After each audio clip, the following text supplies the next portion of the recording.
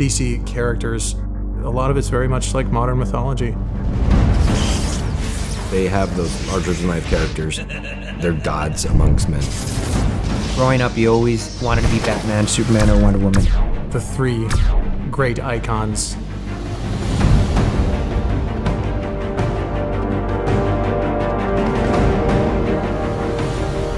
When you think superheroes, boom, it's DC. It's just that character appeal. Superman who can literally do anything.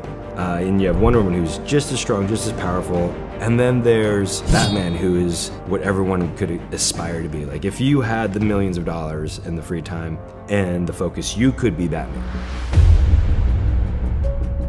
These three characters have gone through so many iconic looks and costume changes and representations, so we want to find a new way to kind of approach these three characters and not take away from what we did before, but build on them and bring them into kind of like this modern aesthetic like we have with other statues as well.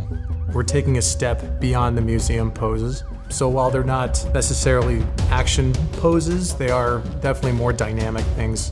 Wonder Woman in the middle of making a lasso, and Superman having his battle with Brainiac, and Batman perched this time and ready to strike. We wanted to tell a story in each of these. The way we're going with these statues, they're very ambitious. I think this round is going to become the new staple pieces for the Trinity characters for sure.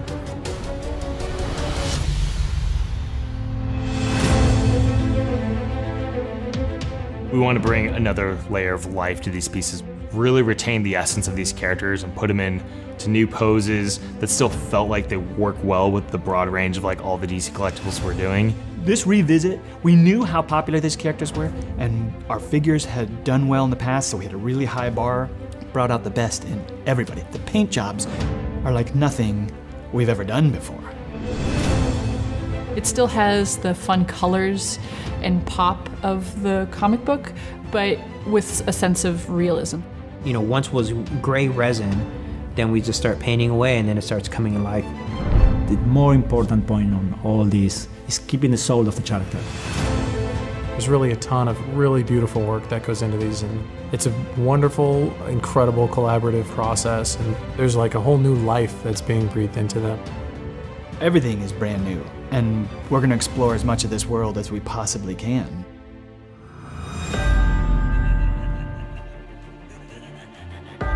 For the people who really want that over-the-top madness that are Harley and Joker, this is the answer to them.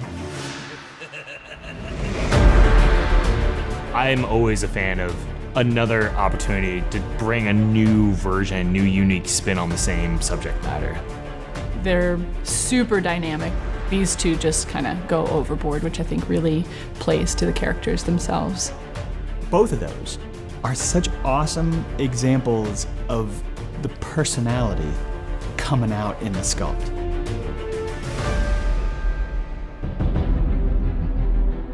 We really wanted to go all out for this Joker. What have we not done? What can we show him doing that is just going to break the mold? We're pushing it to the limits and then still trying to stay true to the character. Keeping the spirit of the comic, but bringing some, okay, that can work in a kind of real world. Like if you look at the Joker's jacket, it's not just purple. It has some sponging techniques on there that really make it look like a fabric. With Harley Quinn, we want to put her in kind of like the Funhouse themed environment. So her base is a wooden plank with part of Funhouse spray painted on it.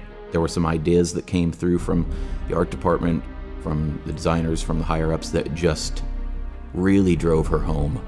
She's honestly, to date, my proudest piece. The red parts make it super shiny, like she's wearing some kind of vinyl. But the black parts, I made it more like she's wearing like a spandex kind of material. So it kind of creates a very interesting contrast. It really pushes the boundaries of what we could do in a quarter scale statue.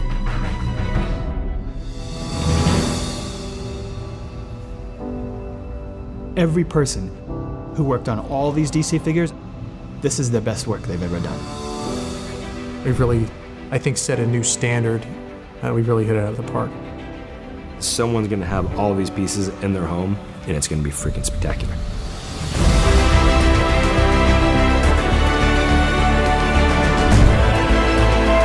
Each piece we want a great story to tell with.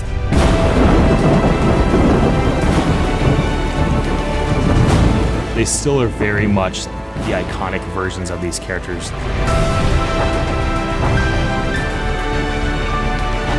It's kind of a new era of just pushing that level of consideration.